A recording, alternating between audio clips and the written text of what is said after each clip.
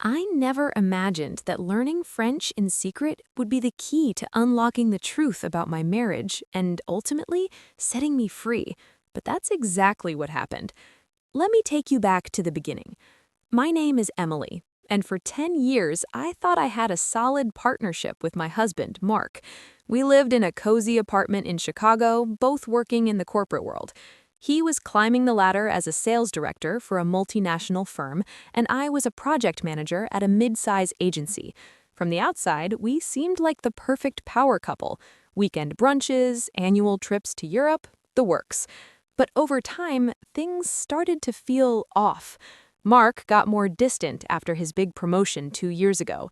He'd come home late, buried in his laptop, and our talks turned into checklists. Did you pay the utilities? Can you handle the car maintenance? I'm swamped. I told myself it was just the grind of adult life, that the spark fades and you adapt. I ignored the isolation creeping in during those long evenings when he'd retreat to his study, leaving me to scroll through social media or binge shows alone. About a year and a half ago, everything shifted for me.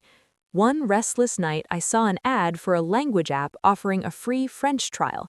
I'd studied it briefly in high school, drawn to its romance and rhythm, but life got in the way. College, meeting Mark, building a career. That night, with Mark snawing away, I downloaded it on a whim. It started as nostalgia, but soon I was obsessed. I dove in every day, flashcards in the morning, podcasts during commutes, online tutors in the evenings. I even started watching French films without subtitles. I kept it hidden from Mark, not out of malice, but because he'd brushed off my hobbies before. Once, I'd mentioned a painting class, and he'd chuckled, "Emma, you've got your phone camera. Why bother? We don't have time for that stuff." So, French became my private sanctuary, proof I could still grow and dream. By the end of the year, I was conversational, good enough for real chats, understanding news broadcasts, even reading light novels. It felt empowering, like rediscovering a version of myself I'd shelved. Then, one crisp October evening, Mark burst through the door, buzzing with energy. "Emily, big news. We're sealing a deal with a French supplier. The exec, Monsieur Laurent, is flying in next week. I'm hosting dinner at that fancy spot downtown, Le Petit Paris. You have to join. It's a cultural thing. They value family vibes in business." "A business dinner? Me?"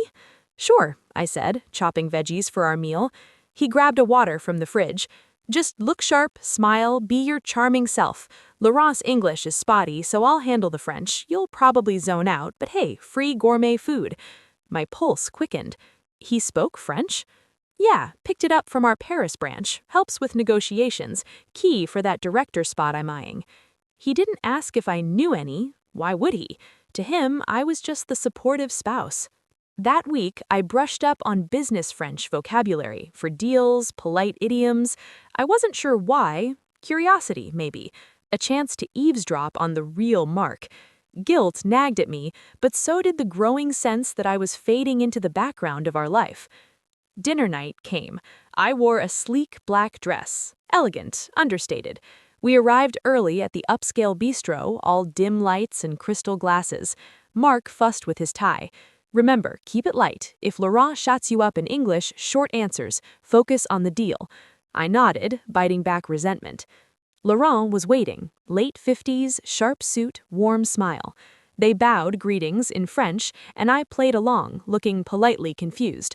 Small talk started in English, weather, city sights, then slid into French over appetizers. Mark was smooth, confident. They dove into supply chains, market shares, projections. I nodded along, sipping wine, catching most of it. Laurent glanced my way, asking in French about my job. Before I could respond, Mark jumped in. "Oh, Emily's in project management, but it's a small gig, more like a pastime to fill her days. She handles the home front mostly." A pastime? I'd led teams, launched campaigns for years. I kept smiling, but it stung. As courses flowed, escargot, coq au vin, the talk loosened. Laurent mentioned balancing work and family. Mark chuckled. "Honestly, my wife doesn't get the corporate grind. She's happy with her routine life. I make the big calls, finances, plans. She's great for optics, keeps things tidy at home, looks good at these events. No drama from ambitions clashing with mine. My fork froze midair. Optics? Tidy at home? I gripped my napkin, face neutral. It got worse. Laurent asked about stress relief. Mark's tone turned smug.